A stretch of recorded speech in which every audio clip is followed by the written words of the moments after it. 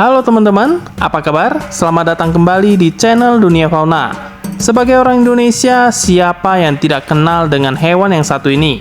Mereka merupakan primata asli dari Indonesia. Lebih tepatnya, mereka merupakan endemik dari Pulau Kalimantan. Namanya adalah bekantan. Bekantan merupakan primata berukuran sedang yang memiliki hidung besar dan banyak tinggal di pepohonan. Mereka juga dikenal sebagai kera Belanda. Dan tahukah kamu kalau hidung besar bekantan ini punya fungsi khusus? Nah, sebelum kita bahas lebih lanjut, buat kamu yang belum subscribe, yuk subscribe terlebih dahulu dan nyalakan lonceng notifikasinya untuk mengetahui update video terbaru dari channel ini. Kalau sudah, mari kita mulai pembahasannya. Bekantan atau disebut juga dengan nama ilmiah Nasalis larvatus merupakan salah satu monyet terbesar di Asia, lebih tepatnya yang berjenis kelamin jantan. Bekantan jantan bisa mempunyai bobot hingga mencapai 24 kg dan panjang tubuhnya mencapai 76 cm. Ekornya bisa tumbuh hampir sepanjang tubuhnya, yakni sekitar 66 hingga 75 cm. Betina umumnya berukuran tubuh lebih kecil, tapi mereka tidak terlihat terlalu jauh berbeda dari jantan. Perbedaan fisik antara bekantan jantan dan betina tidak cuma berhenti sampai ukuran tubuh, tapi bekantan jantan bisa dilihat dari hidungnya yang besar dan khas. Sementara betina punya hidung yang lebih kecil dan tampak runcing. Kalau kamu bertanya-tanya apa sebenarnya fungsi hidung besar pada bekantan jantan? Nah, jawabannya adalah karena kebutuhannya untuk menarik perhatian betina.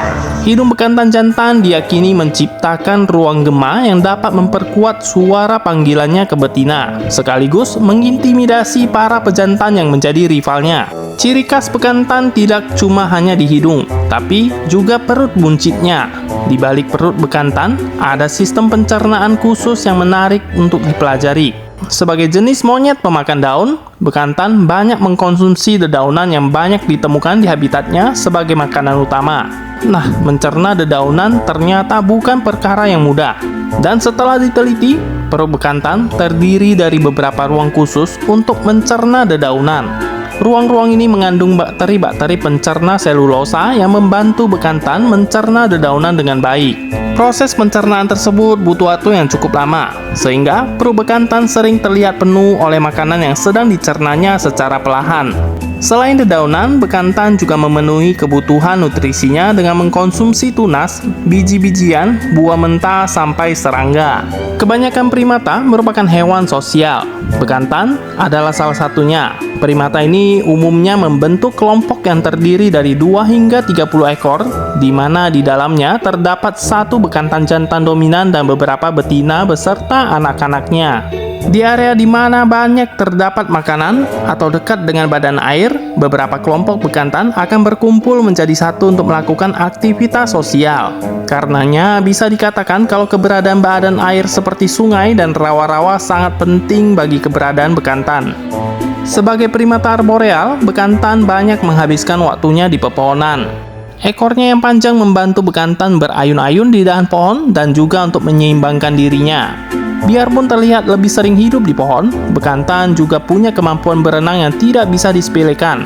Primata ini pernah tercatat berenang sejauh 20 meter di bawah permukaan air. Mereka juga bisa terjun dari pepohonan ke dalam air dari ketinggian hingga mencapai 15,2 meter.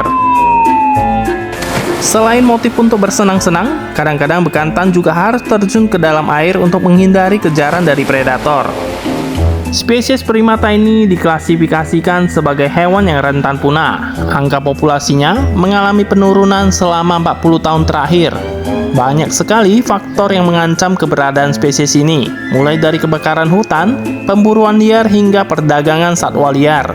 Penggundulan hutan di Pulau Kalimantan yang kerap kali dilakukan demi kepentingan manusia telah menghabiskan banyak sekali habitat asli dari bekantan. Bekantan jadi harus lebih sering turun dari pepohonan dan menempuh perjalanan jarak jauh hanya untuk mencari makanan.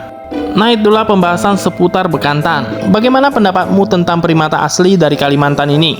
Apa kamu pernah melihatnya secara langsung? Kalau pernah dan Anda menyukai primata ini, jangan ragu untuk tekan like. Dan komen juga apa yang membuatmu kagum terhadap hewan endemik dari Pulau Kalimantan ini. Share juga ke teman-temanmu yang mungkin belum pernah melihatnya. Dan pastinya jangan lupa untuk subscribe channel ini agar kita bisa berpetualangan mencari keunikan dunia fauna lainnya. Terima kasih sudah menonton. Well, see you on next video.